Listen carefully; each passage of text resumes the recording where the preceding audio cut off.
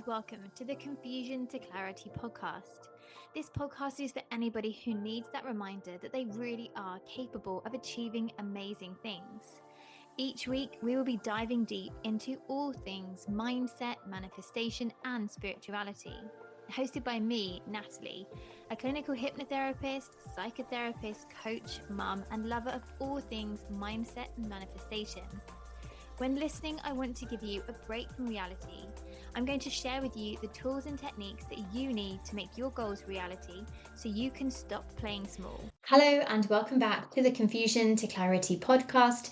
I hope you are all well and have had an amazing week. So this week, the episode has been inspired by myself. Well, technically me, as is often / always the case. It is topics that come up in the therapy room, but it was kind of me. So I discovered this week I have jumped and surpassed middle age and have moved straight into old age. Now, what have I been doing, you may ask? Well, part of me is thinking, am I actually going to embarrass myself and share this to the world? But I will do that in order to create a purpose and reason for my podcast, and hopefully give you guys a laugh / some useful information. So every morning I have been woken up by a bird in the tree outside of my house at about 5 a.m, and it's the most irritating noise. It is so loud, it is consistent, persistent even, and it just doesn't stop. And I was thinking, what is that bloody bird? Like, it wakes me up. Now I know there are probably people that are thinking instantly, why are you even questioning this? But it's me. So it was really puzzling me / really irritating. And I thought, I want to know what it is. Like, just out of curiosity, what is this bloody bird? And I was walking through town after getting my nails done. There was an older man, a much older man, walking in front of me, talking to his wife. And he was really eagerly telling her about this app that he had downloaded where you record and it will identify what birds are singing in the area where you are, and it will tell you what the bird is. And I was like, that's what I need. I need to know what this bloody bird is. So keep with me. There is a purpose for me telling you this story, not just self-embarrassment. So I thought, I'm going to find this app. So found the app, downloaded it, and the next day the bird was singing in the tree, and I put the app on and I was able to identify what the bird was. Now, for any fellow ornithologists out there, it was a great tit, more like a great fucking pain in the ass. It's really noisy. But anyway, I was able to identify it. So that made me happy. I'm not sure why I needed to know what specific bird it was, but I did. And then let me tell you, this app, I found myself in the morning. So I get up quite early, courtesy of the bird. I just get up early anyway. And I generally come downstairs and I really like to just sit in my conservatory and make a cup of tea. And especially now, the light mornings are here. I just like that peaceful time and I will do a meditation or journal. But I've now found myself putting this app on and identifying all the different birds that are in the garden. I know, how exciting can one person's life get? But it's been really interesting. And I was like, oh, it's this bird, it's that bird. And one thing that it really made me think was, wow, this is really bringing me back into the present moment. I am not thinking about other things. I'm sitting and I am listening and I am observing. We're getting to the point now. So it really made me think about mindfulness, about slowing down and finding things that bring us back into the present. Now, obviously, you don't have to do something as exciting as me and download the bird app, whatever it's called, I should know. But it is really, really important to find something that makes you just stop, to just be, and it give yourself that time to reset. So that's kind of what led me on to this week's episode. We have spoken so often about the importance of regulating our nervous system, explaining what the nervous system is. So I thought this app was a reminder for me of the importance and the need to slow down, to stop, to come back into the present moment. So I wanted to do an episode, I can't speak, all about nervous system regulation to give you guys a reminder as well. Because we learn through repetition. We need things explained to us numerous times for it to sink in. And sometimes we need to hear things or the same thing said differently. So that is what we will be doing today. So hopefully you are listening and you haven't just turned off after hearing about my exciting bird stories. But if you have listened to that and thought, do you know what, I need to download that app too, then please do tell me. You can now actually send a voice note to the show. So if you click onto the show notes, it says at the top, send us a text, send us a voice note, and you can send me a message. So please do. Even if you want to tell me that I'm boring, send me a message, tell me. To placate myself somewhat, I am not the only person listening to that app. When you click on, it actually tells you how many other people are listening, and it averages, wait for this, it averages between 80,000 and 120,000 people using that app at any one time. Now, maybe they're making that up to make me feel better about myself. I don't know. But we'll go with that it's true. So I'm not the only person. So if you feel called, highly recommend it. Download it, bring yourself back into the present moment, and find out what birds are living in your area. And maybe future episode might be sponsored by the app. We shall see. Actually, now I'm going to tell you what the app was called. It is called Merlin. It's called Merlin, and it's got a picture of a bird. Not sure what bird it is. Anyhow, on with the actual episode and the actual notes that I prepared, not just me waffling on about random shit. So maybe you've started listening to this episode and you've been feeling a bit on edge recently. Maybe you're noticing your mind won't switch off. You're finding yourself overthinking a lot, reacting more, feeling a bit short tempered, or just feeling a little bit out of sorts. If you are feeling like this, then there is a good chance that it's not just what's going on in your life. It could be that your nervous system is dysregulated. Your nervous system is essentially your body's internal safety system, is the best way to explain it. And that safety system is constantly scanning for, am I safe or am I under threat? But the important part is your subconscious mind, which is the part that controls this system, doesn't differentiate particularly well between a real physical threat, like being chased by a lion or such like, or dealing with modern day life stresses such as emails, pressure, conversation, money worries, relationship tension. You get the gist. So, to your body, those things are going to feel like danger. They are going to feel like you are being chased by that lion and your body is responding accordingly. So, what is happening is your system is shifting into survival mode. And when we're in this state, you will notice it because your mind is going to become busier. You're going to overanalyze. You're going to be more reactive. You'll notice your sleep is effective. Key waking up time, 3 a.m., can't, or you might struggle to get to sleep and switch your mind off, or you're just waking up early before your alarm. You might notice your mood dropping, or you kind of feel like less in control. But often, what we try and do is think our way out of this situation. We try and apply logic to it. But here, it's not a thinking problem. What we've got is a state problem. So when our nervous system is dysregulated, everything is going to feel harder than it needs to be. Decisions feel overwhelming, small things feel big. You feel like you're just constantly in on mode. And if you're anything like me, it'll be something that sets you off, like what to make for dinner. Even if my nervous system isn't dysregulated, I genuinely think that is one of the hardest adult jobs. Nobody prepares you for that.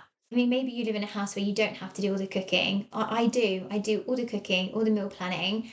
And it is one of the most tedious jobs, deciding what to make with bloody chicken and minced beef every single week. And I say that because I'm the only person in the house that likes fish. My kids aren't picky eaters, but it's just a faff of a job, isn't it? And I'll say to the kids, any dinner suggestions? And then they'll say something standard like shepherd's pie every week. That's what they'll suggest. I honestly am so tempted one week just to give up and just say, right, that's what I'm going to do. Chicken nuggets and chips every day for 7 days and just give myself a bit of a break. Anyhow, I digress again. I'm full on crazy brain today and going off in tangents, but maybe you can relate.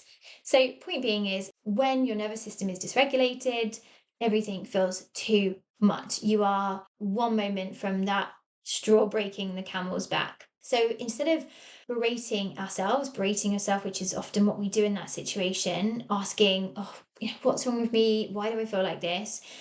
A more helpful question is asking, what state am I in? How am I feeling? And really speaking to yourself with that kindness and compassion and softness that you would extend to a friend or somebody that you care about. So, what I want to do now is hopefully highlight to you if you're feeling this way. Okay, maybe it's my nervous system that's dysregulated. Understanding that your brain is in on mode, it's not differentiating between a real threat or something that is a modern day life occurrence, and your brain is stuck in this hypervigilant state. Address it, honor your feelings, honor your emotions. And I think that's one key thing with nervous system regulation. It's not about ignoring your feelings, it's not about suppressing your emotions. Our emotions, our feelings are there for a reason. They are our guidance system to do more of something, do less of something. So if we just suppress and push down, that is when we're going to have real big episodes and outbursts of overwhelm. We're going to feel anxious, we're going to feel flat, depressed. So we always have to honor how we feel. So asking yourself, what state am I in? And giving yourself that kindness and compassion, first of all, and then looking into things that you can do that are going to help get you back on that level playing field. And with these tools and tips and techniques, one of the things I will say till I'm blue in the face is you have to be consistent. It's not just a one off thing. Yes, some of these techniques can give you relief in the moment, but ultimately you need to be doing them daily. And I think that is one thing that we struggle with is the concept of consistency when it comes to mindset, when it comes to nervous system work. We seem to have nailed it when it comes to personal hygiene. We know every day we need to have a shower or some kind of wash or we're going to stink. We know we need to brush our teeth every day in order to keep, our teeth in good condition and the dentist away. But we don't apply it to mindset. And I see this so often with clients.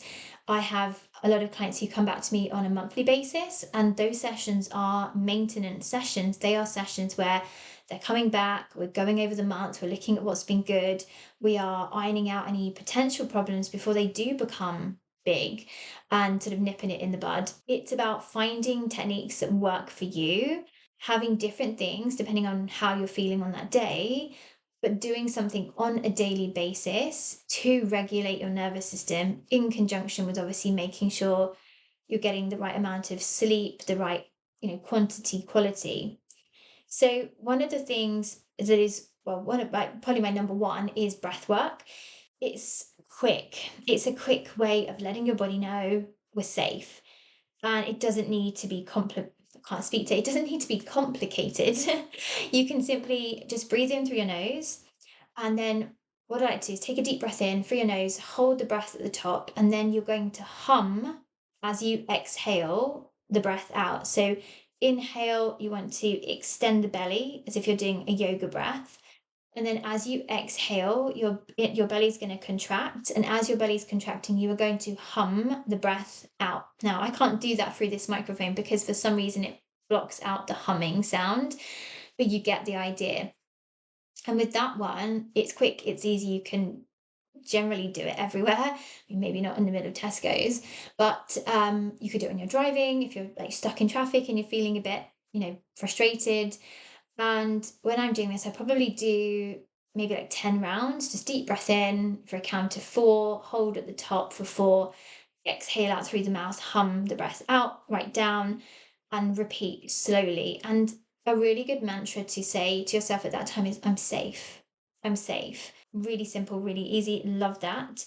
Or if you feel like you want something more structured, again, spoken about this a lot, Wim Hof breathwork videos on YouTube. I really love those. They are great for first thing in the morning, for setting the tone for the day. If I wake up and my mind's particularly busy and I don't feel like it's going to shut off enough to meditate, I will do one of those videos because they encompass all your senses and I just find them so relaxing, really easy to follow. So again, either of those two, depending on where you're at, what kind of time you have, highly, highly recommend. Number 2 is somatic shaking. Again, we've spoken about this a lot, but it is so quick and it's so easy. Now, again, this is not something you could do on the go. I mean, maybe you can, but again, if you're in the supermarket, you'll be shaking around. But when our bodies hold stress, it needs a way to release it physically, which is why you see dogs shaking. So it's literally like, feel like your dog, have a good shake.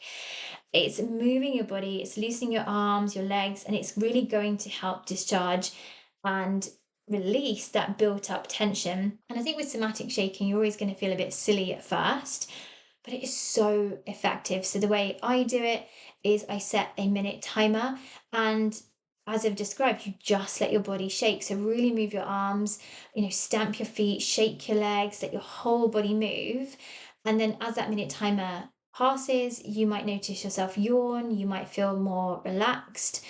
If you don't, I would reset it for a second minute and do it again. And if you feel like your nervous system is dysregulated, I would definitely be doing this morning and night. And if you can, maybe during the day. I sometimes do this if I've had a really heavy call with a client and I'm just feeling a bit tense.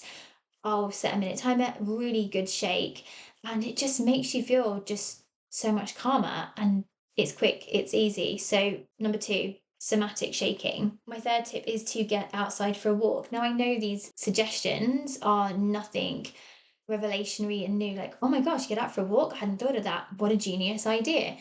But again, the whole point of this episode is to act as a reminder, as a little gentle nudge to say, okay, I know you know these things, but are you doing them? Because this is your reminder to start doing them or to restart doing them if you have slipped. So, walking for me personally is one of my daily non negotiables, whatever the weather, unless it's really horrific. I will go out for a walk multiple times a day. My neighbors joke with me. They're like, "You're always out walking," and yeah, I am. It's my sanity. It's for me. It's fitness as well. I hate the gym. I don't like going to the mainstream gyms. I find walking is really effective, and also placate myself by reading something. I placated myself by reading something. I was trying to say that walking is a really, really effective form of exercise for women in their 40s, that lots of high intensity classes aren't great for cortisol, which feeds into nervous system regulation. I'm not a PT, do not quote me on this. It's definitely not a PT. And it was saying how walking is one of the most effective forms of exercise. Obviously, you've got to, put some effort into it. You can't just, amble along. But walking with purpose and with, some good speed, getting your body moving is super effective. And I noticed a massive difference in lockdown. I wasn't intentionally trying to lose weight, but really needed to. And I lost a good amount of weight. I don't personally weigh myself. I had disordered eating in my teens and 20s and 30s, and I don't have scales, but I definitely noticed a difference in how I felt on my clothes. So walking super effective. Oh, and I also read that apparently it's one of the preferred forms of exercise for Victoria's Secret models, that and Pilates. So I mean, who knows where I'm going to end up if I keep walking? You might see me on a catwalk. I don't think so. But getting out is so important. And when you're out, being present. So if you can, just walk, listen to the sounds around you, look at the trees, look at the flowers you can see, and just allow yourself to be. If your mind is busy, obviously, great, listen to something. You can listen to the podcast, you can listen to the walking meditation that is on this podcast. Or if you, this is kind of just a plug that neatly fits in here, wasn't on my notes. If you click on the link below and head to my pen site page, I have lots of different audios on there. I have my reality reminders, which are like scripting letters, affirmations, all rolled into one. They are so useful and so easy to listen to. And it's essentially talking about how you want to be and feel in a sort of conversational way. And the idea is you listen as you walk or whatever you're doing, and you become familiar with the words to the point where you start saying the words along with me, and in turn reprogramming your subconscious. I do find it hard to listen to my voice, but I do use these regularly. And also on my walks, I've shared this before. I will, if I've got a current scripting letter, I will record it and I will listen to my scripting letter while I walk, and use that walk as like a manifesting walk, a gratitude walk, to not only reset my mind, but to also work on my manifestations as well. So getting out walking, and like I say, it's just getting you back into your body, out of your head, back into a physical body. And it doesn't have to be a half an hour, mammoth walk or whatever. It could just be 10, 15 minutes. Try and go somewhere that is a little bit quiet if you can. But again, make it consistent. Number four is to reduce the constant input. So if your mind feels busy, I want you to look at how much information you're feeding it. Emails, social media, notifications, noise. Your nervous system needs moments to pause. We are constantly being stimulated, and your nervous system needs moments of that time just to switch off, to regulate. We don't need that constant stimulation. So even small breaks create a space for your nervous system to settle. I think I did share it on the podcast, a social media detox after listening to a podcast a couple of months ago now. And honestly, it was profound. I really noticed how much time I was spending on social media without even realizing, and absolutely consuming utter crap, and how overstimulating that is. And I really noticed as I stopped that my mind did feel clearer and it felt calmer. But I did notice I have gone back to it again. I haven't gone back as bad as I was. I'm more conscious, but I have noticed my screen time going up. So as I'm reminding you of this, I'm practicing what I preach, and I'm reminding myself that yes, perhaps I do need to do another social media detox again. Maybe I'll do that this weekend because it's a long weekend, isn't it? We've got the bank holiday if you are here in the UK, of course. So yeah, really look at the kind of the structure of your day as well. Are you going on your phone first thing, which can be so easy to do, or last thing at night? Again, really easy to do when we are so busy. It's easy to fall into that trap of what we call reverse bedtime procrastination. So if your time has been accounted for all day, and the only time you've had to yourself to switch off, to not have anybody vying for your attention, is near bedtime. We do sometimes tell ourselves, oh yeah, but it's okay because I've been really busy today, I've barely been on my phone, I'll just have a little look at it now. And before 45 minutes has gone, you've been watching some absolute trashy videos and it's way past your bedtime. Could you do a social media detox? Are you using your phone too much? Are you being overstimulated? And then we've got sleep. Sleep is foundational. You will know I'm the biggest advocate for sleep. My kids would testify this, and I'm always nagging them about going to bed on time and the importance of doing so. But if your sleep is disrupted, your nervous system isn't getting a chance to rest. And it's more than just about sleep. It's about creating an environment where you can actually switch off, which feeds into what I was saying about reverse bedtime procrastination, being on your phone. And it's about being consistent with those bedtime routines. And it is a bit of a chicken and egg situation, because it's almost like I need the sleep to regulate my nervous system, but I can't sleep because my nervous system is dysregulated. So sometimes the other techniques we've shared are good to start with in the process of regulating that nervous system, but being mindful of your bedtime routine and what you are doing in order to really maximize that opportunity or the chance of sleeping. If you are finding you are waking up in the night, I will link it below. I have my new audio, which is called Back to Sleep, and it's specifically designed. I wasn't intending to talk about that here, but it's come up. It wasn't in my notes. But it is so good. So I created it specifically for when you wake up in the night. I couldn't find anything that was targeted for this time. A lot of the audios out there are about getting you to sleep, but not what to do when you are awake. Because if you have been awake at that time of night, everything seems louder, everything seems more traumatic, bigger. And it's not as easy just to say, close your eyes and, count some sheep and drift back off. So this audio is specifically designed to support you at that time. So if you are awake in the night, then this might be a good tool to help get you back to sleep, focusing on those other ways of regulating your nervous system, but trying what you can to start the night off positively. So, no caffeine before bed, nothing too stimulating, i.e., scrolling on your phone. Or I had a client once and she said to me, I've been really having trouble dropping off to sleep, and I've been really having some erratic night's sleep. And so I said to her, okay, what are you doing before bed? She's like, oh, I've been watching this true crime documentary. It's really interesting. And then proceeded to tell me the gory details of said true crime documentary. And I was like, that's probably not the most conducive thing to be watching before bed, because that time before we fall asleep and when we first wake up, our brain is in a different state, more akin to trance. So whatever is going in at that time is bypassing the critical thinking element of our brain, going straight into your subconscious, which is why often the things you are thinking about doing before bed normally manifest in your dreams. So look at your evening routines. Are you watching true crime documentaries? Are you having too much caffeine? What time are you eating? This is another big one. Again, I have so many clients that will say, struggling to get to sleep. And I'm like, okay, what time do you have your evening meal, or are you eating snacks in the evening? And they'll say, I literally had one client once, he said, yeah, I normally eat my dinner about 9:30. I said, okay, what time do you go to bed? And she's like, 10:30.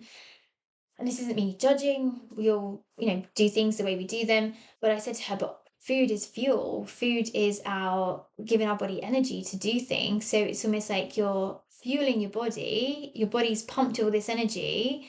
And it's like, what are we going to do with this? Are we going to go for a run? Are we going to go out and hunt? What are we doing? And then you're like, oh, we're going to sleep. And your body's like, well, no, I've got all this energy to disperse. But obviously, we're trying to go to sleep. Your body's not going to switch off because it needs to burn off all this energy. So, same with snacks.